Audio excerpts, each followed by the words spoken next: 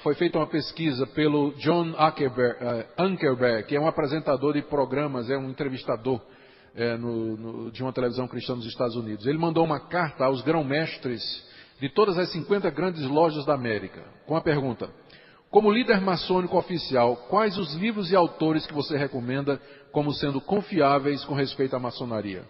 Para ir pegar o cara pelo pé, né? Porque aí, bom, vocês disseram que estes são confiáveis, né? E aí teve resposta assim, ó.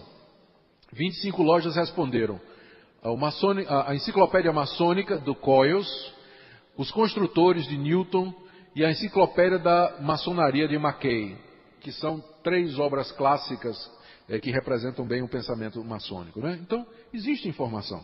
Por mais que eles dizem que é secreto, que não pode saber, mas tem informação sim e que pode ser estudada. A conclusão é que há escritores autorizados pela maçonaria e que há uma notável semelhança das ideias expressas por fontes várias. Então, essa cortina de fumaça que às vezes é lançada, ela é apenas para evitar um exame mais profundo. Dentro da igreja se levantou a consciência de que a maçonaria e o cristianismo eram incompatíveis uns com os outros, um com o outro.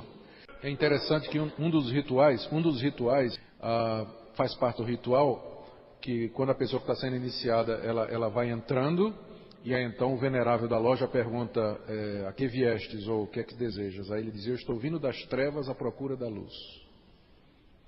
Faz parte do ritual. Eu não sei a que nível, eu acho que é do aprendiz. Por exemplo, no arco real, que é um rito do 13º grau, na abertura da câmara, logo na abertura, as perguntas: onde estamos e para que estamos? A resposta é: no centro do lugar mais sagrado da terra. E, para ver se encontramos nas antigas ruínas de Enoque, o delta resplandecente de puríssimo ouro, onde está gravado o sublime nome do Gadu. Isso parece ritual, fórmula mística.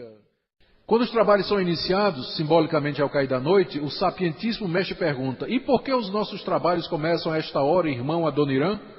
O claríssimo mestre, personificando Adoniran, responde: para simbolizar a nossa ignorância a respeito do verdadeiro Deus e seus atributos, e expressar com a verdade o desejo que nos incita a sair dela. Quer dizer, imagina um crente dizendo isso, né? Que ele é ignorante do verdadeiro Deus. 3 vezes o poderoso mestre é informado que batem à porta do conselho. Quem é o temerário que pretende adentrar esta câmara, cujo fulgor divino cega o que se atreve a suportar sua luz? Aí o introdutor informa, dizendo: é o nosso fiel e veraz irmão, grande introdutor, que apresenta fulano. Isso aqui é um ritual de iniciação, né? Que apresenta fulano que esteve sepultado nas trevas do obscurantismo. Imagina um cristão passando por um ritual desse, né? O que é que a maçonaria ensina? A origem dela está o conceito de Deus. Abaixo, uma transcrição do ritual do 13º grau.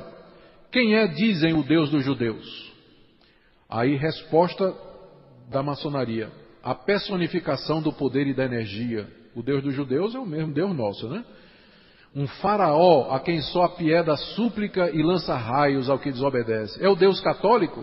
Um sublime senhor, aí vai, que se ofende até do pensamento e tem por vicário o Papa, personagem.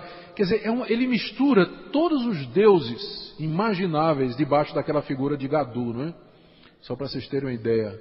E dos quakres, fala dos Vedas, de Platão, Jesus, Paulo, Orígenes. Nenhum desses é o Deus, veja só, nenhum desses é o Deus verdadeiro. E o que impede a queda instantânea desses ídolos é o talento. Assim não é o credo, senão o talento, a pureza e a fidelidade, tal, e por aí vai. Quer dizer, negando inclusive o nosso Deus. No ritual do 32º grau, descrito no ápice da pirâmide, extraímos a seguinte declaração do ritual. O presidente diz: encontramo-nos na entrada da cripta, escutai a voz dos operários que nos precederam e que se dispõem a nos auxiliar na edificação do último tempo. 9 vozes se fazem ouvir: a voz de Confúcio, Zaratrusta, Gotama, Moisés, Hermes, Trimegistos, Platão, Jesus de Nazaré, o Cristo, Maomé e finalmente aquele do amanhã. Uma alusão à crença das religiões da vinda do seu Messias. Quer dizer, coloca Jesus como sendo um dos iluminados, uma das vozes que vieram aqui a esse mundo, né? E por aí vai. Conceito maçônico de salvação, enquanto que a Bíblia diz que somos salvos pela graça, sem obras, a maçonaria insinua claramente a salvação pelas obras. Nega o conceito bíblico do pecado original. Olha aí, ó. A maçonaria tem ensinado que cada homem pode, por si só, desenvolver a sua própria concepção de Deus e, por meio disso, alcançar a salvação. Isso é um livro de autoridade maçônica, né? Ensinando a respeito disso. Incompatibilidade entre maçonaria e a fé reformada. Por que é incompatível, nós dizemos? Primeiro, porque o que ele ensina é incompatível com as Escrituras, com a Bíblia que nós adotamos. Segundo, é incompatível com os símbolos de fé da nossa igreja, que interpretam esse. Por exemplo, no capítulo 21 da nossa confissão, que fala do culto religioso do domingo, diz que há um Deus que tem domínio sobre todas as coisas e que deve ser temido, amado, louvado, invocado, crido e servido de todo o coração. Mas o modo aceitável de adorar o verdadeiro Deus é instituído por Ele. Quer dizer, o Deus verdadeiro só aceita ser adorado na maneira como Ele se revelou a nós na Bíblia. Qualquer outra forma de adoração deve ser rejeitada. Por isso que nós não podemos aceitar esses rituais e estas coisas que tem lá na maçonaria. O cristianismo reivindica possuir um único livro verdadeiro, a Bíblia. A maçonaria coloca esse livro em pé de igualdade com os demais livros sagrados de outras religiões. O cristianismo reivindica ser baseado no único Deus verdadeiro, o Deus da Bíblia, e denuncia todos os demais deuses como sendo ídolos. A maçonaria reconhece como iguais os deuses de todas as religiões, sendo o único Deus verdadeiro o seu Gadu. O cristianismo foi demais. Descreve Deus como Pai de Jesus Cristo e como filhos de Deus somente aqueles que pela fé receberam a Jesus Cristo. O Deus da maçonaria é o Pai universal de toda a humanidade.